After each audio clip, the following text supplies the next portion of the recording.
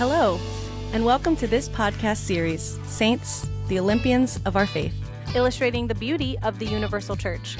I'm your host, Krista Corbello. In today's episode, Daniel Park is with us, Jesús Padrón is with us, Katie Austin Landry is with us, Paul George is with us to discuss Holy Grit and male saints. Team Ukraine's Siobhan Heekin-Canedy is with us to discuss the Olympian spirit and the Christian Catholic Olympian dream. Welcome, Siobhan. Welcome, Katie. Welcome, Jesus. Welcome, Paul.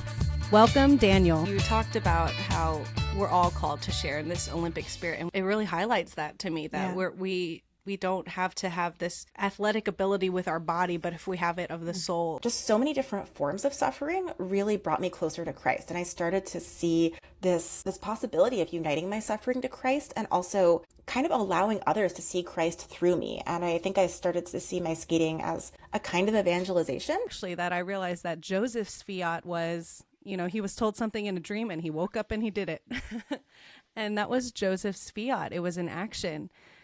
I have like this deeper conversion in my life by learning about the lives of the saints, because they just teach me that it's doable, and sort of seeing their faith journey. So the 10 guys that I chose from the book had an impact on my life by learning more about them and hearing their conversions, their real lives, their sufferings, their joys. What we're saying about these saints is like they were real people who lived real lives, and there's something about their lives, their stories that we're very attracted to because we and our hearts are oriented to that good as well. We want to be drawn forward in that. In the lens of this little series, all the people who are representing all these different countries and cultures are talking about what I'm just going to call the magnanimity of the soul, right? Mm-hmm. And when we watch the Olympics, we see there's like a physical reality of these people who are jumping 12 feet in the air and they're running super duper fast, and it's the height of what the human body is capable of.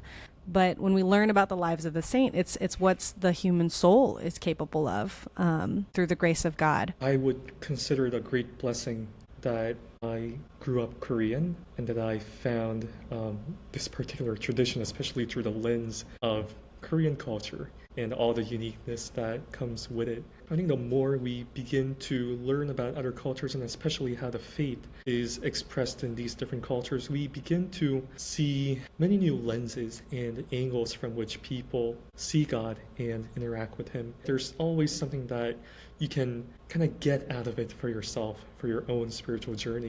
There's a calling for holiness that's still there, and I think as beautiful as Mexico is as a country, as a people, there's still a lot of remnants of sin, of conflict, of difficulty. Our Lady, she appeared as pregnant. This desire to protect life because of how horribly it was being treated through human sacrifices at the time, right? And I mean, modern day too, abortion, definitely one of them. Sadly, all the drug cartels and everything that occurs there as well. The strong offenses toward life, and we as a people have to work on and really pray. And Our Lady does want that life to be protected. That's been the surprising thing as this series has been unfolding.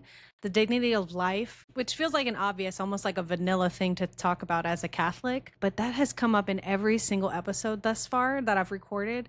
It's so cool to me because I used to work in the pro-life movement, so I know it's very important to me because that was my career for 3.5 years, talking about abortion. But it is interesting how like that is so coupled with who the identity of the church is. And yes, there's different like expressions of it, but there's also specific violations of life in different parts of the world based on the culture and upbringing. When we look at America, America's got a very interesting past. We got a really complicated past because of this melting pot that this nation has been. We've historically had a lot of issues when it comes to disparity of wealth, and then when it comes to racial relations and these other things. And St. Catherine Drexel is one of these people that looked at the state of what was going on in the culture and the social setup of how things were, and saw a need to live the gospel out with action and not just with preaching. but also not just with action. It was both, right? She's going to bring the both and Catholic approach to reaching out to the communities that were the poorest of the poor, but particularly the Native American communities and the African American communities in the nation. In her travels as a young woman, saw what was happening in these places in America where the people were living in such horrible conditions. She said, I want to help them.